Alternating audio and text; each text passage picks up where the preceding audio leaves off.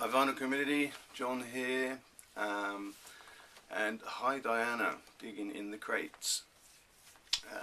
This is my entry to your 400 subscribers contest. You asked to show 3 weird record covers and 3 weird song titles. And the theme or the name of your contest was Embrace the Weirdness. So I'm going to do a bit of that. First record I'm going to show, I have to admit I was inspired by Derek Higgins. He showed a large pair of breasts on a album cover. They didn't seem to have any kind of purpose in being there. I'm going to show this one. It's a nice pair. A bigger pair of breasts. This is Supertramp's first album, I believe. Quite controversial when it came out, and it probably still is. I get the feeling that a lot of people don't like to show this. It's not necessarily their best record either, but yeah, kind of a weird cover. I mean, the album's called Indelibly Stamped, so, and it's, yeah, she's got tattoos, but why they had to show someone's boobs, I don't know. There you go. That's one. In a similar vein, this is an album by Steppenwolf from, I think they're a Canadian band, aren't they? The album is called For Ladies Only, and the weird bit is the centerfold.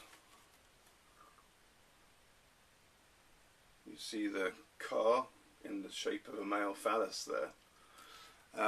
In fact, the whole album, I haven't really looked which track it is, but there's a track on here that is specifically about their rage, I think, towards feminism, which seems a little bit backdated now and a bit old-fashioned, but in this day and age, or at least in their day and age, it was something that people felt strong about, I suppose, and they felt they had to kind of express that. And there's a little insert inside, which is a bit weird. Can you see that? Sort of false teeth on legs. I guess that's what their feeling of feminism was. Anyway. Okay, so that's the rude ones out of the way. This one, I think, is slightly weird. This is Space Magic Fly.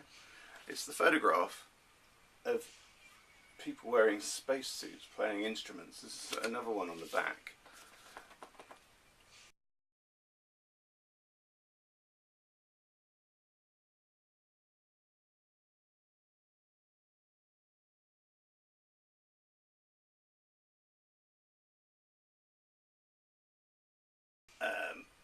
It's kind of a bit creepy, a bit weird. I think people wearing spacesuits shouldn't be playing keyboards and drums. It just, yeah, I don't know, I find it slightly unnerving. They were sort of like a late 70s sort of pop disco type act, synthesizers. Okay, so that's the weird ones. I've got one that I'm going to show. It's not necessarily weird, but there's an unusual little detail in it that I think many people may not know of. So this is Yes Songs by Yes. It's like a big album, folds out, lots of artwork by Roger Dean.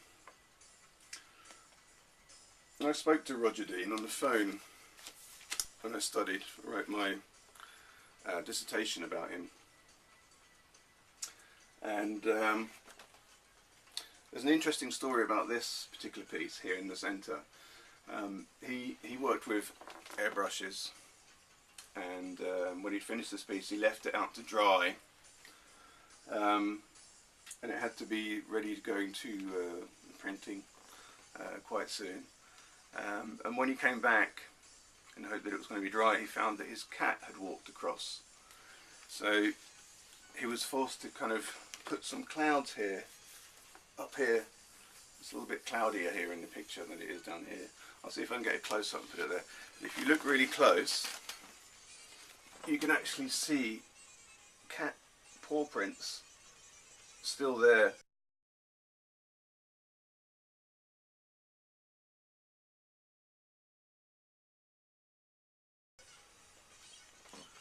Underneath the clouds. So not necessarily weird, but you know, an interesting little funny tidbit thing. Okay, so we got some weird song titles.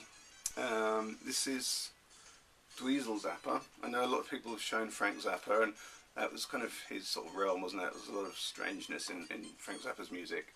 Dweezil Zappa, he's got a track on here called Blonde Hair, Brown Nose. I don't know. I can't imagine what that would possibly be all about. Then we've got a few here. Caravan. This is a compilation by Caravan, and of course there's the track called If I Could Do It All Over Again, I'd Do It All Over You.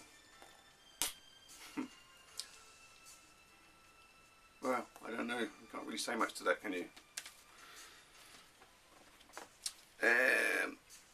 Okay, Budgie, one of my favourite bands. It's a 3-piece rock band from Wales, where I live now. And they're kind of infamous for some of their song titles. They had a few different odd ones. One called Nude Disintegrating Parachutist Woman.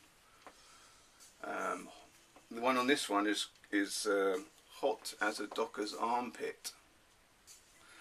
And then there's another one called You're the Biggest Thing Since Powdered Milk. There's another one called In the Grip of a Tire Fitter's Hand.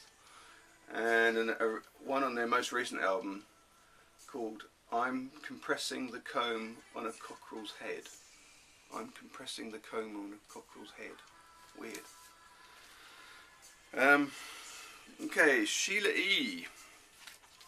It's part of Prince's gang. In fact, Prince actually arranged this together with Sheila E. This album.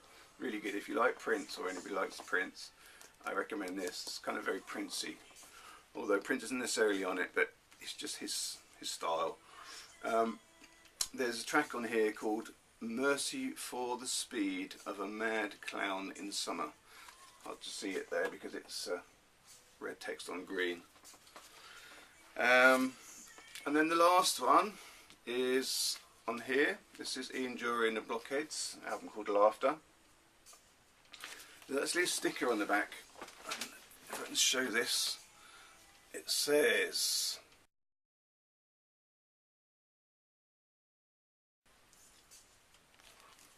Ministry of Adults warning, side 2 of this record might or might not be disgusting. Anyway, the track on here, this is really weird. It's the first track on side 2. It's called Take Your Elbow Out of the Soup, You're Sitting on the Chicken. I mean, that's got to be one of the most weird song titles ever. So that's all the ones that I've got to show. It's a shame I can't put any music on, because I'd love to be able to put some tracks on for you to listen to. An album by a band called Spanky and Our Gang. I would have liked to have put a needle drop of this on, but I know that, yeah, then they wouldn't play it in Germany probably, which would defeat the point, wouldn't it really? So what I'll do is I'll put a link below and you can listen to that online. But the song on here, the track I want to sort of talk about is it's called Leopard Skin Phones, talking about headphones. And that's not necessarily a weird song title as such, but the track is kind of slightly off the wall. Leopard Skin Phones, I don't know if you can see it there. It's all about somebody with their stereo, They use these stereo headphones, but also they just play their stereo, and in the song they talk a lot about the amazing effect of the different channels and stuff, and the song uses a sort of creative use of stereo, and the narrative in the song is all about that, and how playing it to the point where you're really enjoying it is sort of making people around you angry at the loudness of your music and things like that. It's sort of a bit of a funny twist in the song. I recommend listening to it, and if you have the opportunity, yeah, find the stereo version. It's worth looking out for. Okay, well, thank you very much, everybody. Thanks very much, Diana. Well, this has been fun, and I look forward to seeing other people's entries. Okay, thanks very much. Look out for my next video. Bye.